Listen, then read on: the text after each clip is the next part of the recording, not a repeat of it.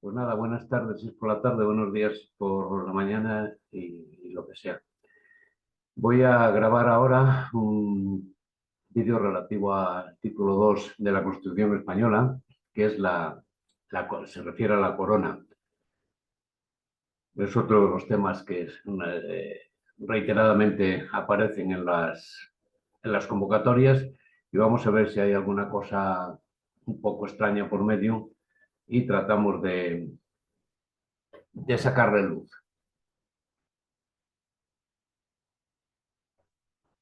Bueno, pues dentro de esa división que existe de la estructura de la Constitución en los títulos, el título 2 se refiere, como os he dicho, a la corona. Y empieza o va del artículo 56 al artículo 65.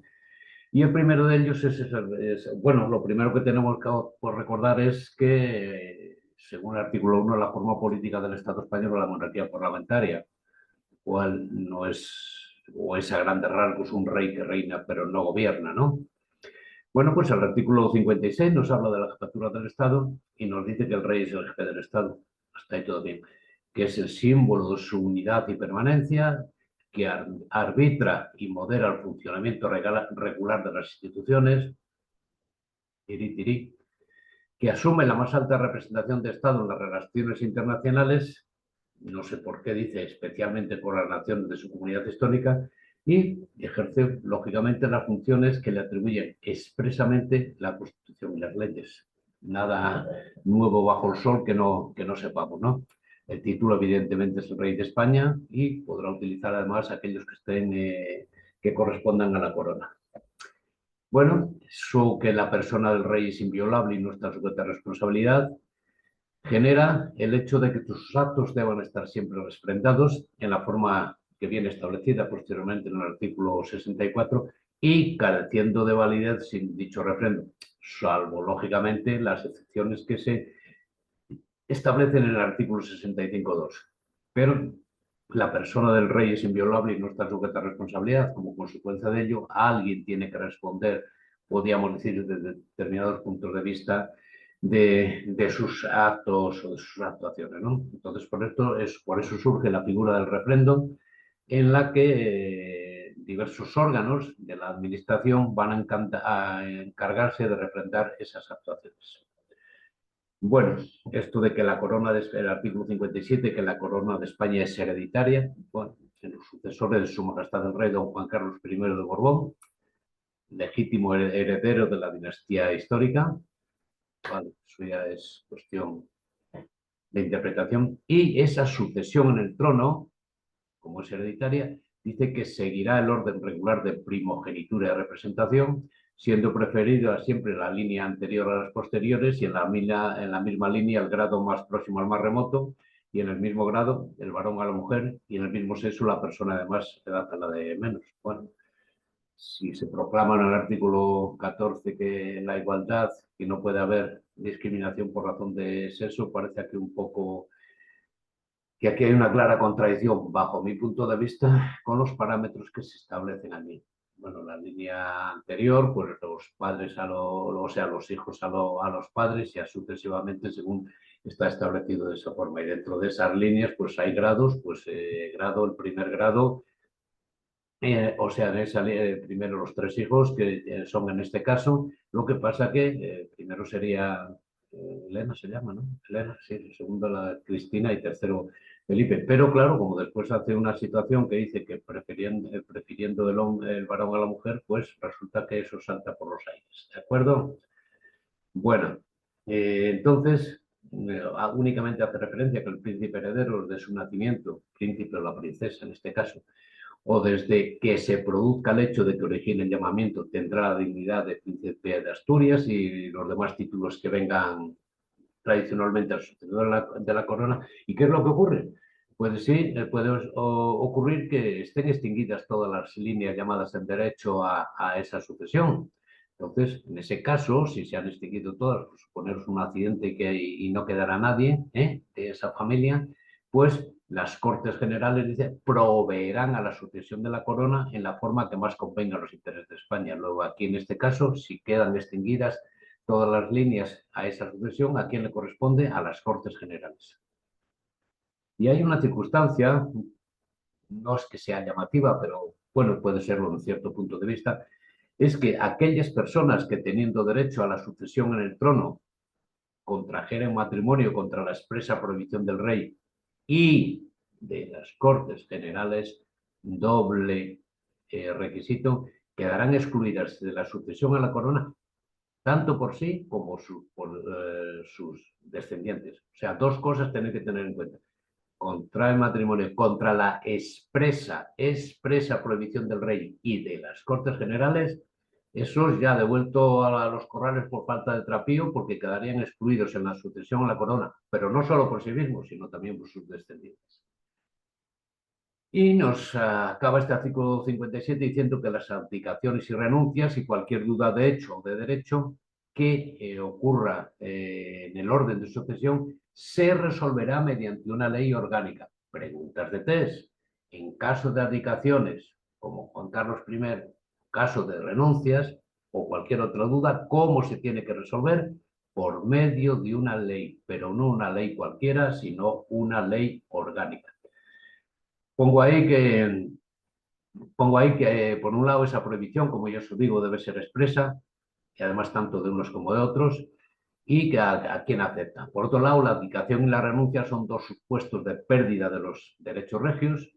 Ambos comparten las características de tratarse de actos voluntarios, personalísimos, unilaterales e irrevocables. La abdicación es el abandono o dejación voluntaria del oficio regio por el titular de la corona, causándose la transmisión de sus derechos a sucesor. Distinta a la abdicación es la renuncia del derecho a reinar, cuyo protagonista no es el rey, sino que lo son las personas que forman parte del orden sucesorio a la corona. Abdicaciones y renuncias, dos cuestiones distintas. Uno abandona, abdica, el otro es que no quiere gobernar después posteriormente.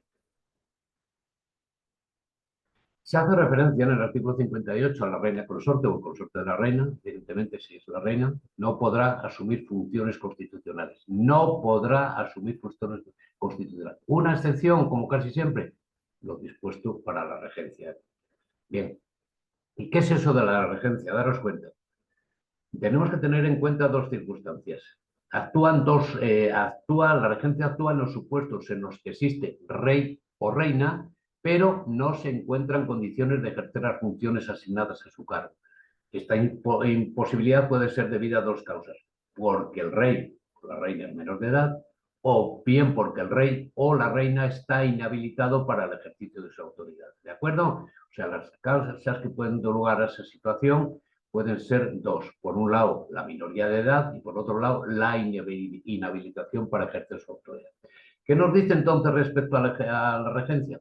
La primera hace referencia, dice, ¿veis? Cuando el rey fuera menor de edad. Hay rey, pero es menor de edad.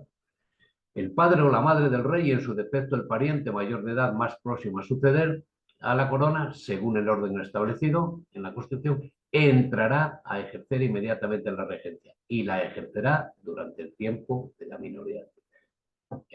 Tenemos rey, pero es menor de edad, luego no puede llevar a cabo actuaciones en el orden regio como tal. ¿Qué es lo que ocurre? Bien, el padre o su madre, y su defecto, el pariente mayor de edad más próximo a suceder, pues, en ese caso entraría a ejercer inmediatamente la regencia. ¿Y hasta cuándo? Pues, lógicamente hasta que ese rey que tenemos, pero que era menor de edad, hasta que ese rey adquiera la mayoría de edad. La otra circunstancia distinta para la regencia es cuando el rey se inhabilitare para el ejercicio de su autoridad y esta imposibilidad fuera reconocida por las Cortes Generales. Inhabilitación para el ejercicio de su autoridad y además inhabilitación reconocida por las Cortes Generales. ¿Qué pasa en esos casos? Se produce también la situación de regencia. Dice que entrará a ejercer inmediatamente la regencia el príncipe heredero de la corona, la princesa, si fuera mayor de edad, y si no lo fuera, se procederá de la forma prevista en el apartado anterior hasta que el príncipe heredero alcance la mayoría de edad. Bueno, pues ya está. ¿Y qué ocurre? Puede ser que no hubiera ninguna persona a quien corresponde la regencia, Pues entonces estaríamos en presencia de una situación en que las Cortes Generales procederían al nombramiento de los miembros de esa regencia, que se compondrán de 3 o 5 personas. No hay ninguna persona a quien corresponda, entran de nuevo las Cortes en acción y nombrarán unos regentes o un regente, porque puede ser que esté compuesta por 1, por 3 o 5 personas, como veis, números impares. ¿Hay algún requisito que marca la propia Constitución para poder ejercer la regencia? Sí, se precisa que ser español y mayor de edad. Ser español, sin más. ¿Y cómo se ejercerá esa regencia? Dice que se ejercerá por mandato constitucional, evidentemente, y siempre en nombre del rey. Tenemos un rey, pero no está en condiciones por diversas circunstancias, ¿de acuerdo? Entonces, esas hay que tenerlo en cuenta. Cosa distinta es la tutela. La tutela es simplemente para el caso de que el rey, bueno, para el caso, sí, el caso es el rey es menor, pero ya no es relacionado con funciones relativas a los aspectos regios, sino pues por cuestión de la minoría de edad respecto a la actividad normal como persona, ¿no? Entonces, en ese caso, ¿qué nos dice? Que será tutor del rey menor de edad la persona que en su testamento hubiese nombrado rey difunto, siempre que sea español de edad y español, siempre que sea mayor de edad y español de nacimiento. Antes en la regencia se hablaba español, aquí se nos pide que sea español de nacimiento, ¿de acuerdo? ¿Y qué pasa? Pues puede ser que el rey estaba muy atareado y en su testamento no lo nombró. Pues dice que entonces será tutor el padre o la madre mientras permanezcan viudos y en su defecto, pues otra vez, las Cortes Generales, pero no podrán acumular los cargos de regente y de tutor a no ser que se trate del padre, la madre o ascendientes directos del rey. ¿De acuerdo? Por otro lado, nos dice que respecto a la tutela, que el ejercicio de la tutela es también incompatible con el de todo cargo o representación política. Bueno, pongo aquí que la tutela del rey menor es un mecanismo que actúa en aquellos casos en los que el rey es menor de edad, evidentemente, es decir, en los que accede al trono una persona que teniendo derecho a la sucesión en esos momentos es menor de edad. Y pongo ahí que no se debe confundir con la regencia, pues mientras la tutela solo actúa en el ámbito de la esfera jurídica privada, lo que os he dicho ahí como persona, la esfera jurídica privada de la persona del rey, la regencia constituye un modo o un método de ejercicio de la corona en nombre del rey.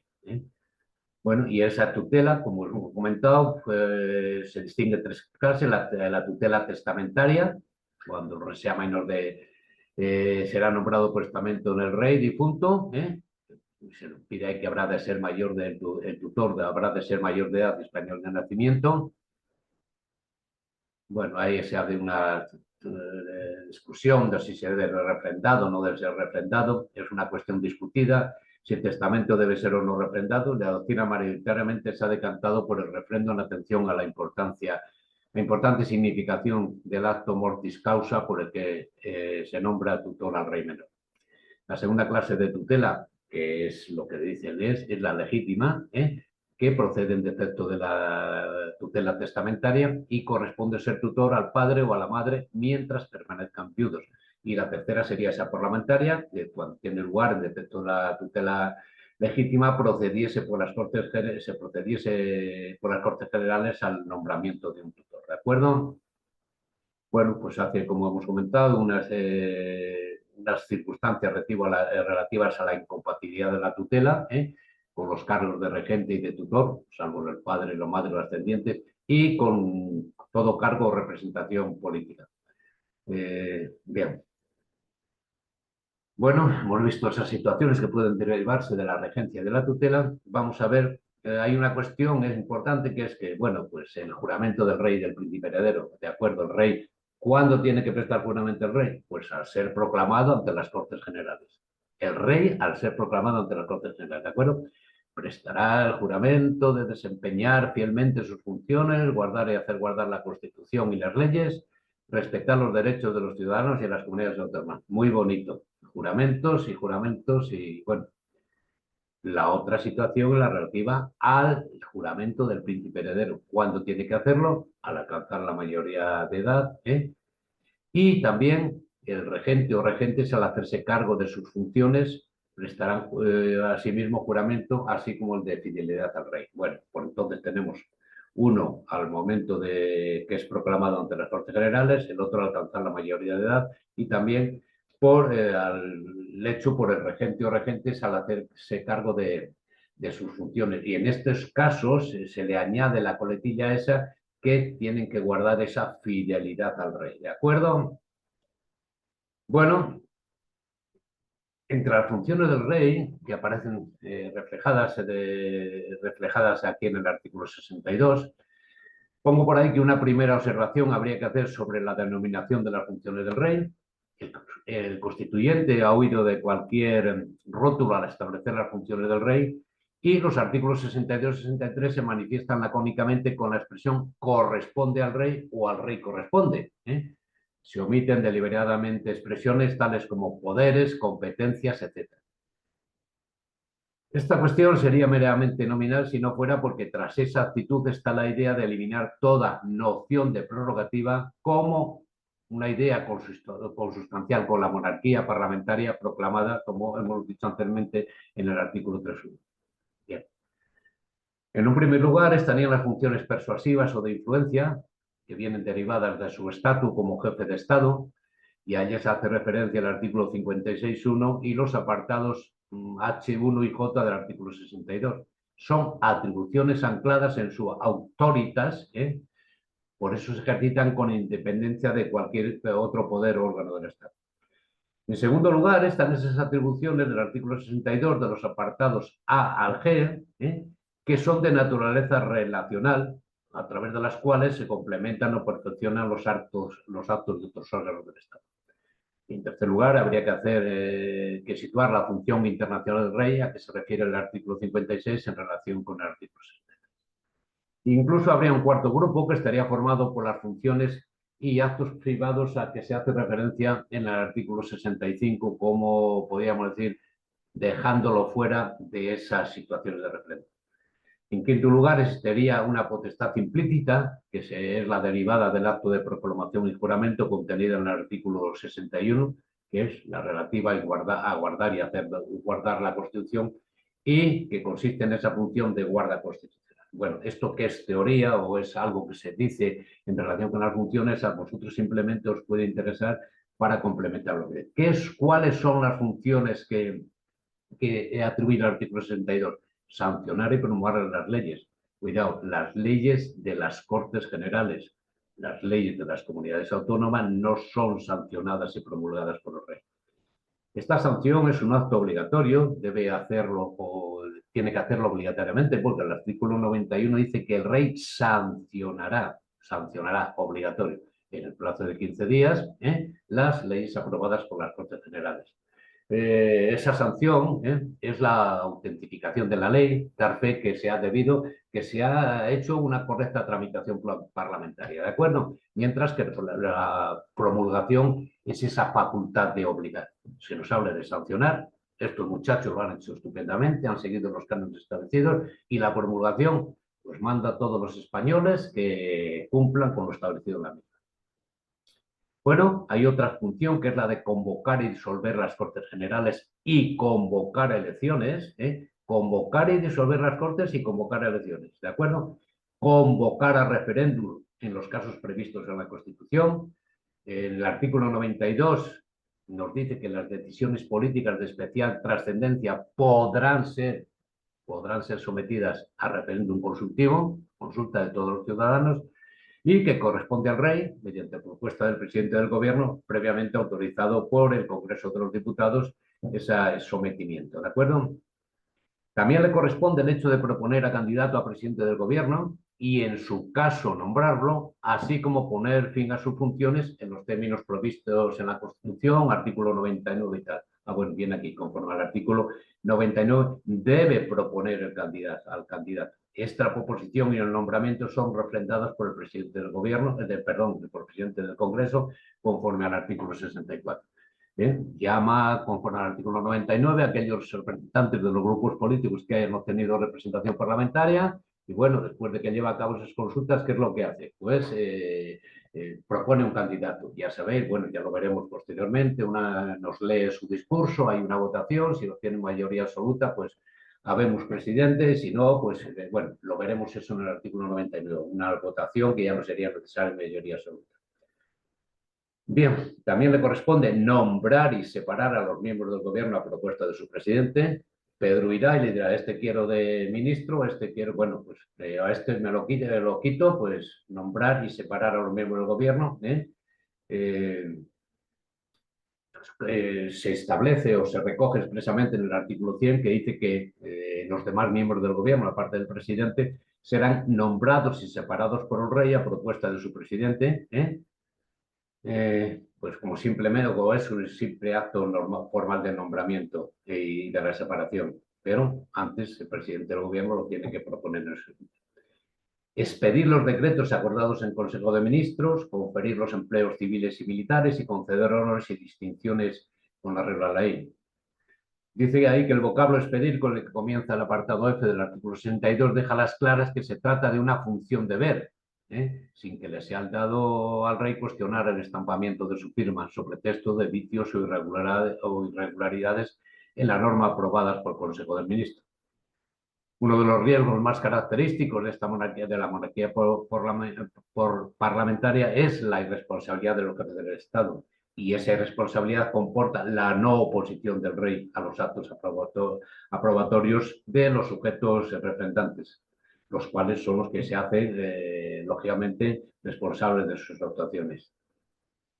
Bien, por otro lado, tiene esa de ser esa, bueno, competencia no, esa función de ser informado de los asuntos de Estado y presidir a estos efectos las sesiones del Consejo de Ministros cuando lo estime oportuno a petición del presidente del gobierno. Cuando os digo esto, que es una cosa normal, el problema puede venir cuando nos pongan en un test a petición de quién, ¿de acuerdo?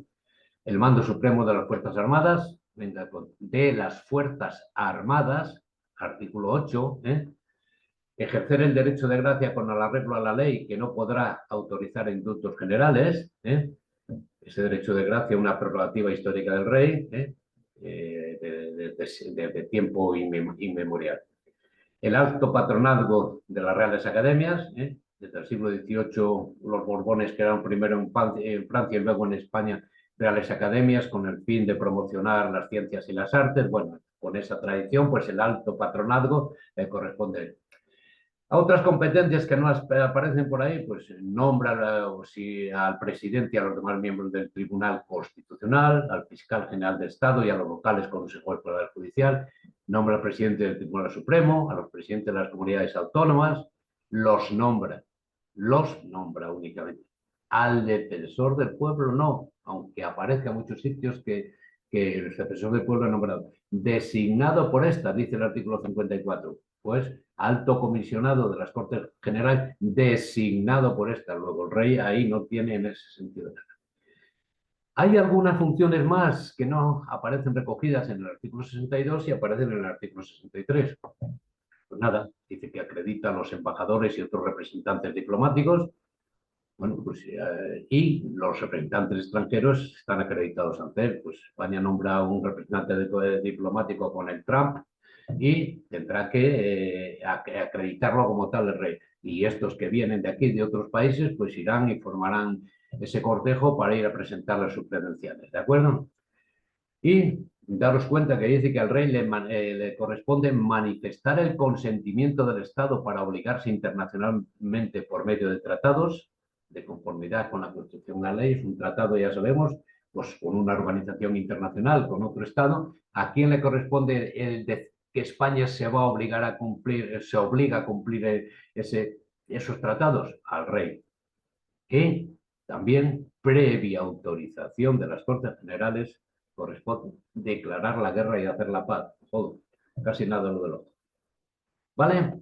Bueno, pues vamos a entrar ya en los dos últimos, que son los refrendos del acto del rey. Decíamos en el artículo 56 que la persona del rey es inviolable y no está sujeta a responsabilidad.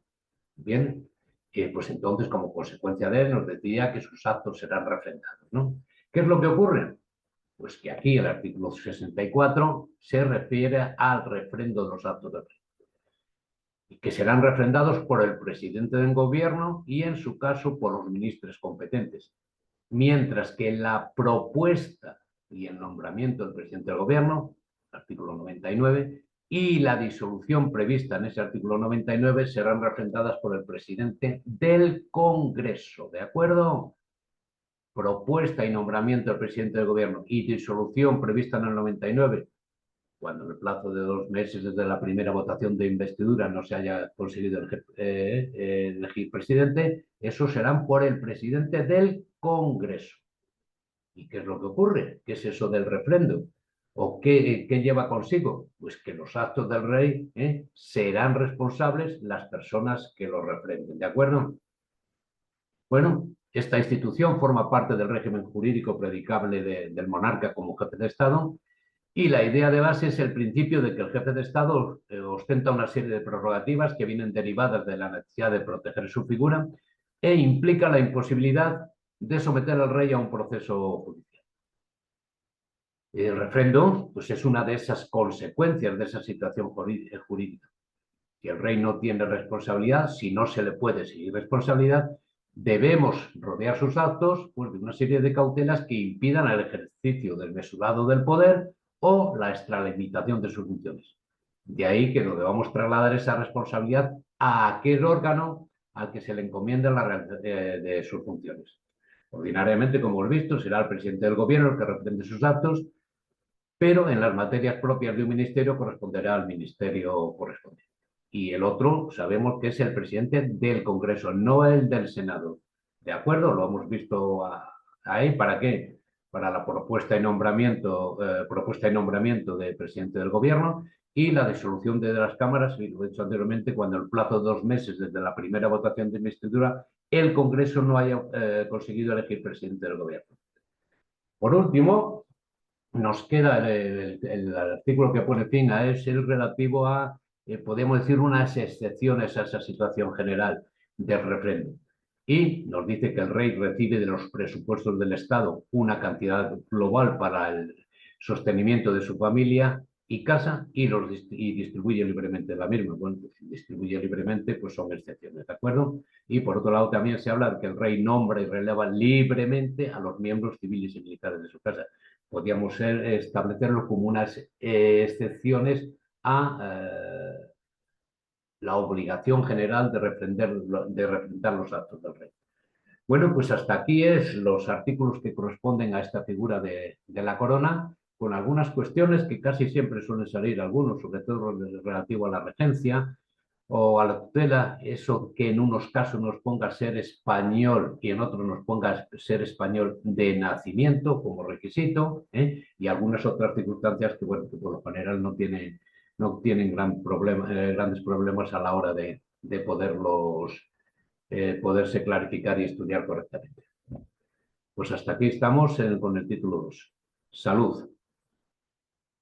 Dejamos de compartir y nos metemos ya cuando vaya a hacer otro vídeo, que ya será el título 3.